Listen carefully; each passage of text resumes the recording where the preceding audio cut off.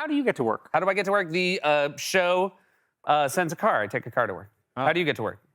I bike. I guess I just maybe a little more man of the people. You bike. I bike. So What do you do? A city bike?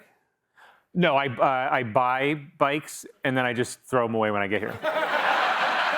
So I just, Yes, man so of the people. Man of the people. Yeah. You just like leave them on the street because there's not like a bike trash can. Yeah. Well, I mean, it's a city bike-like system. But it's just not city But I bikes. just throw them away, and I don't, I mean, I don't leave them in a shape where they could be reused. You know that big giant pile of broken bikes that's right outside? That's your bike? That's my bikes. Haven't you ever wondered? You thought it was one of those cool sculptures they put up sometimes did. at 30 Rock, yeah. I thought it was Kuntz. It was a lot. I get Kuntz a lot. That's great. That's your favorite kind of bike? The one you just use once? Yeah, the disposable bikes. Yeah. I think I'm an environmental guy. You guys know that about me. But I bike, and I don't know if you've noticed now, I feel like in the last year, maybe you guys have noticed this too, that somehow they've allowed pedicabs to just blast the loudest music you've ever heard. And for some reason, I find that they're all exclusively playing Despacito. Yeah. It's a very festive version of Hell, like that. Yeah.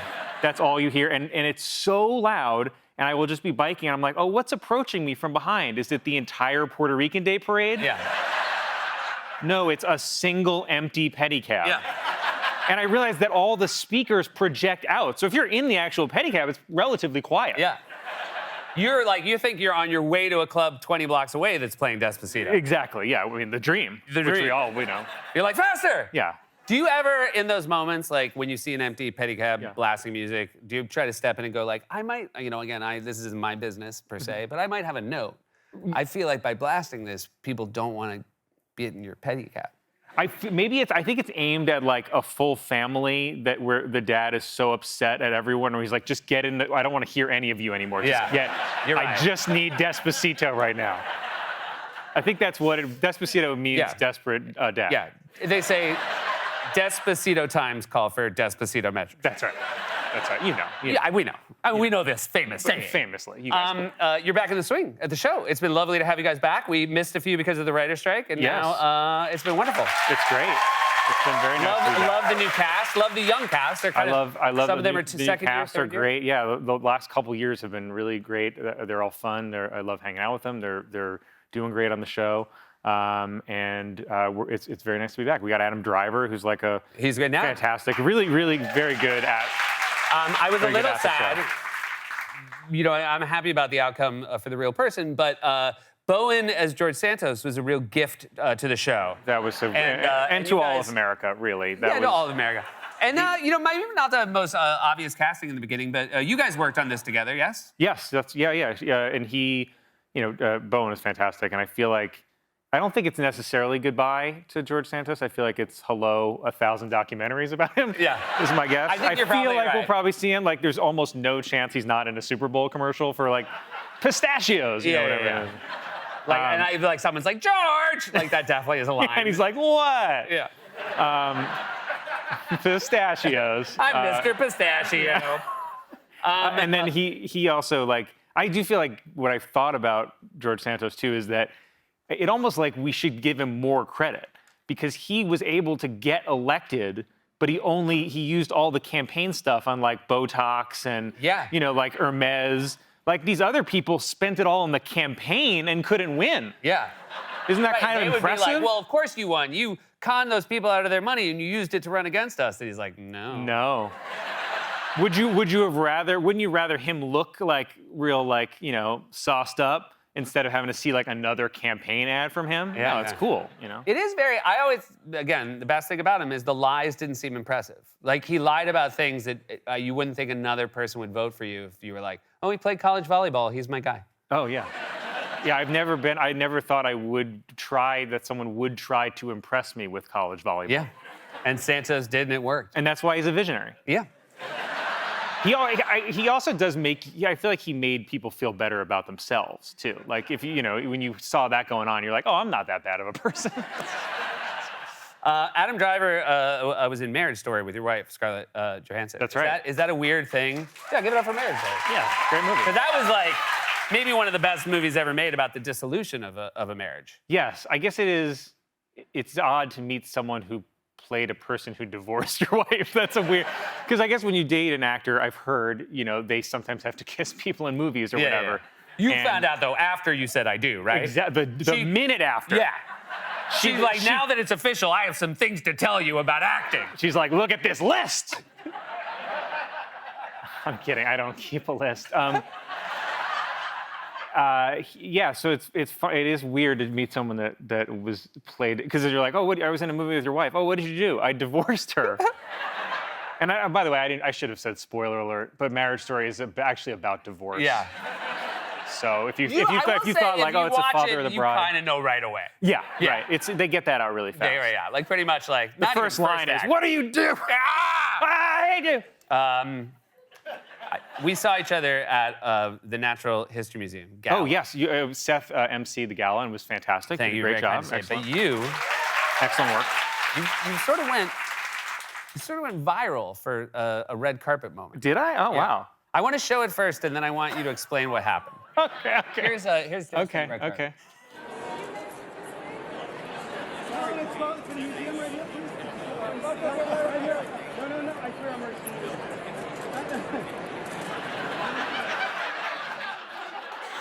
So So. what happened? So I don't understand. Are you implying that someone gave me some sort of gummy mushroom right before I went to the red carpet? Is that what you're implying? And that you froze like a deer in oncoming traffic to the degree that your wife had to lean over in front of a camera crew and be like, "Are you okay?" Are you implying that when 1,000 flashbulbs went off in front of my face, that I thought I was staring into the dawn of the cosmos? And that I fully realized my entire past and future in one moment until my wife had to rip me out of the space-time continuum and say, "Are you okay?" I don't know what you're implying. But Can I tell you something? Yeah. But I've seen that face before. Right. Because we work together, and I want to show it one more time and let everybody here know this is the face Colin would make if I'd be like, "Hey, did you finish writing the cold open?"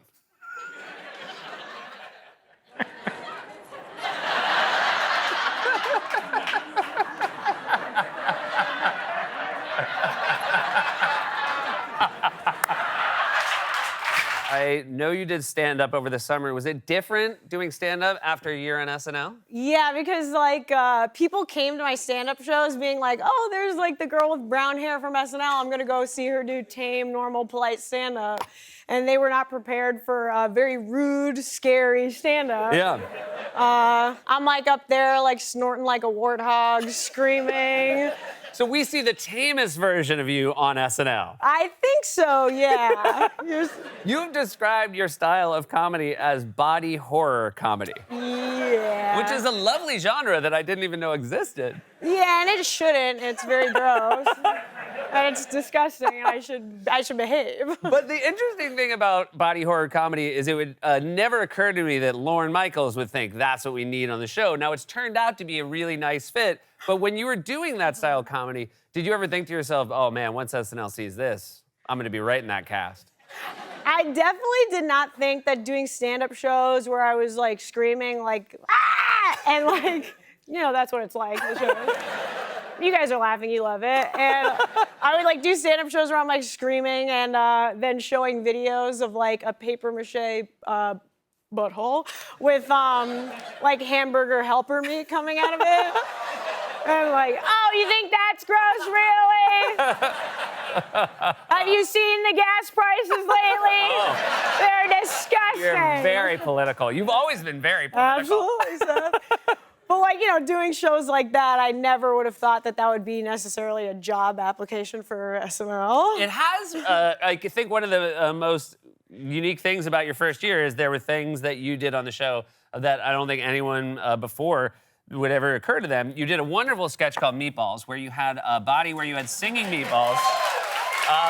The wonderful Oscar Isaac played one of the singing meatballs. This is a sense of, I guess that's where, is that where Oscar's head was? Yeah, his little head went in there. And he was on this show when I was talking to him about it, and he gets approached all the time about meatballs, maybe more than anything else he's done. Are you for real? He said it's really been a nice piece of feedback for him, and it doesn't really bump against any of his other work, his meatball work. That's hilarious. Oh, Oscar Isaac, you were great in Star Wars or whatever, but love jizz and meatball.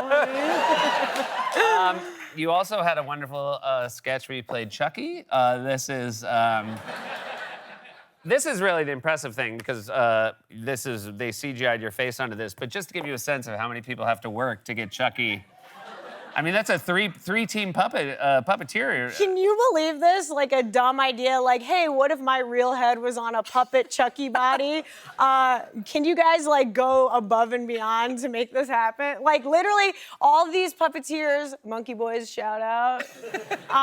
They're the name of the puppeteers, and like they all have to get keyed out of this like scene because they're making the puppet move and they all have to get like erased in the edit. Like that's amazing. I mean, it is the greatest thing about SNL, which is dumb ideas are then executed by.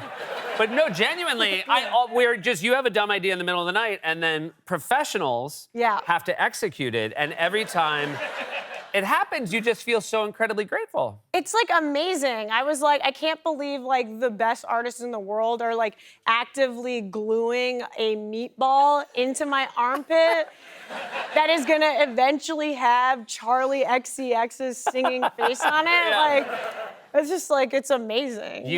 Because you were someone who, because of the style of the show you were doing a ton of your own makeup, and because you're also doing videos, a lot of special effects. I mean, you explained your paper mache butthole, which we all, I think, are huge fans of. Sorry about that. But this is so you know what I'm about to show here. This is a meat suit? Yeah, it's a meat suit. Okay. Yeah. I do want to prepare people. Yeah, you know what? Maybe I'm not going to prepare. Just take a look. I mean, it's really, yeah. And this is DIY. This is all, and that does look to me like actual meat. And Seth, I hate to break it to you, but it truly is actual meat. Well, because I was like, when I was living in Chicago, I'm like, I have $30. How do I make it look like I've got no skin? Yeah. So of course, what did I do? I super glued prosciutto and bacon to my face. And then the teeth are just like press-on nails. And the eyeballs are ping pong balls, of course. Yeah. But I was like, how do I make it look like I'm covered, like I'm just gore and I have no skin? So I was like, I'll just glue a bunch of raw meat to me. Yeah. And then now that I like work in like professional, fancy adult settings, people are like, yeah, you don't have to like use real raw meat to do that. You can just absolutely not do that. And that stank badly. I just do like that you were living in Chicago and the solution was meat. Seems very like Chicago. Totally. And everything in Chicago, a lot of solutions are just go get prosciutto. I'm wondering how, I think one of the coolest things about SNL is it's a show that your parents know when you get the job. Are they happy about this chapter in your life? It's like the best thing that's ever happened to them. It's like my bar mitzvah all over again. Like, I think they got a little worried when they saw like the comedy that I was doing was like, crazy. I'm popping huge pimples on my face and like cottage cheese is squirting out of them. Like, I think they were a little nervous. And then once like I got on SNL, they're like, I guess we're not nervous anymore. Where were you when you got the call? Well, actually, funny enough, I swear to God, I was at home on Long Island with my parents and my grandma eating spaghetti and meatballs when I got the call that I got SNL. And then little did I know meatballs was going to factor hugely into my life. I like that you got the call and think, oh my God, what am I going to do for my first sketch? And then as a meatball rose towards your mouth. Well, what's so great about SNL is like when I got the job, I was like, oh God, what am I gonna do on the show? Like the only impression I can do is like Stewie Griffin or something. From Family Guy, hilarious little guy. Little baby, big head, whatever. I was like, what am I gonna do? And then, so I was a little nervous for a second. And then all the writers are like so amazing. Like there's this writer, Dan Bulla, who called me and he was like, I have an idea for you. You do like body horror comedy. What if you like were covered in meatballs? And I was like, everything's gonna be okay. Oh my God, this is amazing. SNL turning 50 next year. You've been on the Yeah. show 22 years, almost half of it. That's right. That's That so is just the crazy. craziest thing. Yeah, that's so crazy, man. And you are both, for me, you are both the future of SNL, you're the present, but you're also the past. I have great memories of our past together at the show. Yeah. I had Rashida Jones on the show this week, and we were talking about... I saw that. Yeah, it we brought used back to... great memories. Because we used to party pretty hard. Yeah, some hard partying memories. I mean, we're back family then, men yeah. now. Yeah, We've yeah, got yeah. We children. could talk about the past. Yeah. But there Yeah, was we used to go after it. But there was a famous one that always comes up. You, Finesse Mitchell, and Amy Poehler left a nightclub at 4:30 in the morning. Yeah, Will Forte was involved in this. Will as well. Forte. Don't leave him out. Yeah. And then you had to you left a nightclub at 4:30 in the morning and got picked up at 6 a.m. 90 minutes later Yeah. to go play the Black Eyed Peas. Maybe even 5:30. Yeah. To go be. I was Will.i.am and I put on heavy dreadlocks, heavy hot dreadlocks, and yeah, you know we were all the Black Eyed Peas early in the morning, and that was back when we used to shoot 90 miles upstate for some reason. Yeah. We used to just do all our pre-tapes up there, and it was very painful. So we started coming up with bits like calling our former selves like You were calling yourself at the club the night yeah, before. like I call Shoulda Keenan. Like Shoulda Keenan is at home in bed, and he gets a phone call from Crazy Keenan. Like, hello, hey man, you think you can come pick me? You can come pick me up? Where are you? I'm on the side of the highway somewhere, like, you know, just looking for, and like little bits like that. It was just a good time. Poehler always But- said it's like she was so miserable, and Yeah. like what she loved and what we all loved about that time is the saddest we were always laughing. 100%, because Forte was planking face down, just laying on a bare carpet because it was like an office space that we got to change our clothes in. No furniture, just laying face down, trying to just be still and like sleep that hangover. Yeah, it was rough. I remember Good when times. it aired at Dress, that Black Eyed Peas sketch, everybody who knew the full story, we were crying because Yeah. watching all of you guys, like, you had to so dance sweaty, so hard. so sweaty. And we're like, oh, in the they middle were of the so street, hungover. We were dancing in the middle of the street too, like just we're the Black Eyed Peas. Oh, shit. You just went to Cannes. I went to Cannes. Yeah. You went to Cannes. And how were you received there? Because you've played some of the best French characters. Thank you very much. There we go. Thank you very much. Pierre Escargot. You heard? Jean Jean, look at those Yeah, two come boys. on, come on. Zut alors. And you would think they know that. Yeah, but, that they'd be happy to see you. Yeah, I went a couple days before the conference, and it was just France. Yeah. So they were not the nicest. No. Yeah, no. They did not. They weren't like Pierre Escargot. Come sit down. No, it was not like that. It was like, American, It's fine. It's We fine. still had fun. You are going to cover the Olympics, but from LA. You and Kevin Yes, Hart. yes. You're going to be doing a wrap-up show about right. the highlights. Wrap Are it you all up, excited? baby.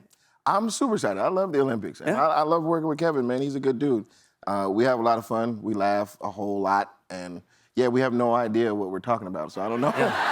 I don't know why we're the ones, but I guess. I we will just say have there are fun. certain people where you are excited despite the fact that they don't know anything about what they're talking about. Like, I would 100%. watch you and Kevin talk about almost anything. It's the best. Yeah. Especially when we don't know anything about anything.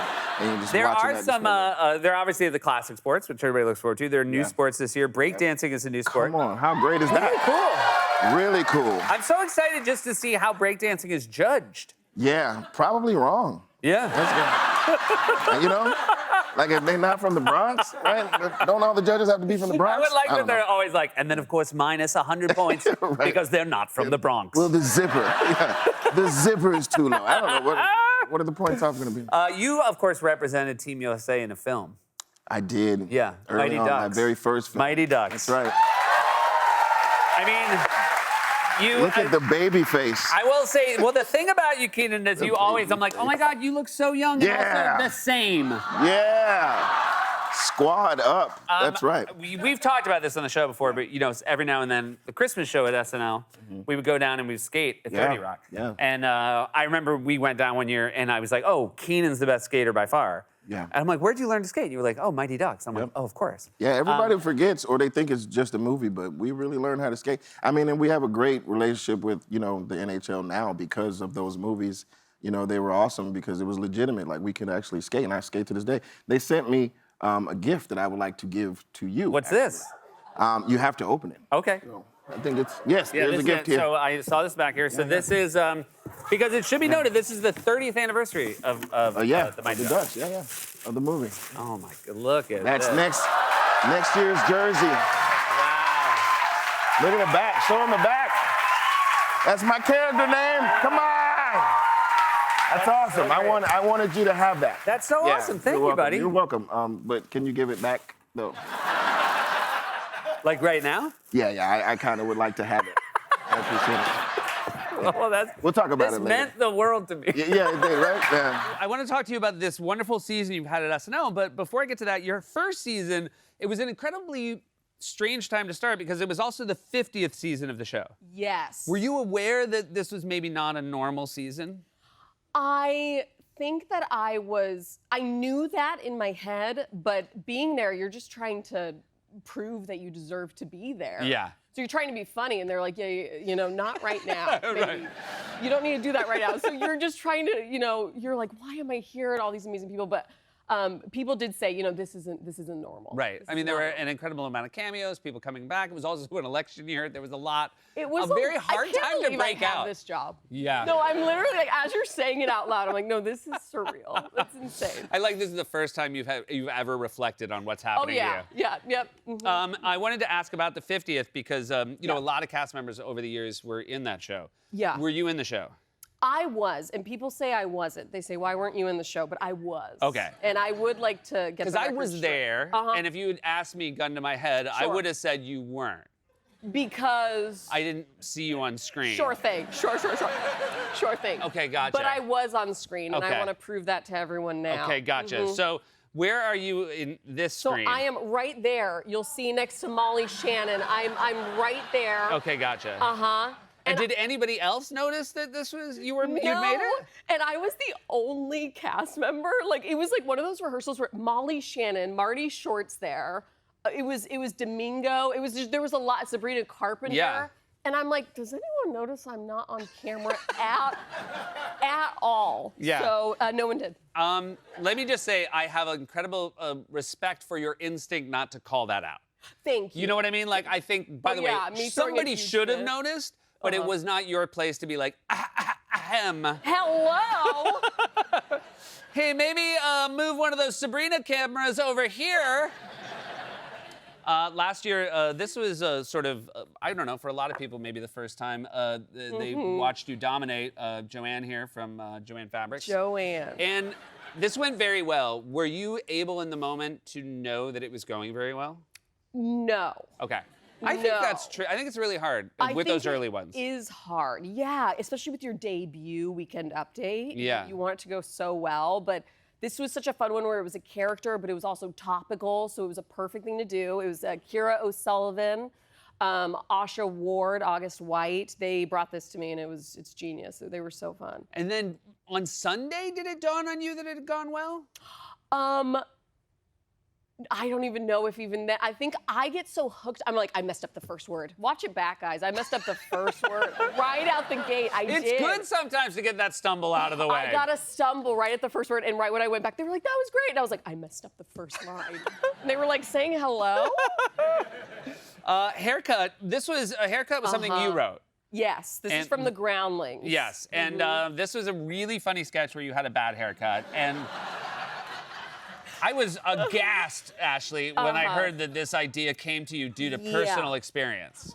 This is a true story for me. This is a Okay. real story, but it was my fault. There's no Jean Vaughn. Sorry. Okay. If you wanted to go to him, there's no real guy. Okay. But I buzzed my head by accident. Now, how do you access? So this, you're telling me, by the way, based on this photo, you don't look like you think it's an accident yet. This is me pretending I like it. I'm going, I like it. Let's take a selfie. Why? No one wants that picture. So what happened? You got sort of overconfident in your ability to like do this to your own head? Zoe Kravitz had this like very chic. I wanted this. I wanted something tight and just Yeah. like tight to my head. And I was like, well, surely you shave it. Yeah. And so I bought a buzzer on Amazon, and I didn't know, I'd never owned one in my life. I didn't know that there are levels that you. Yeah.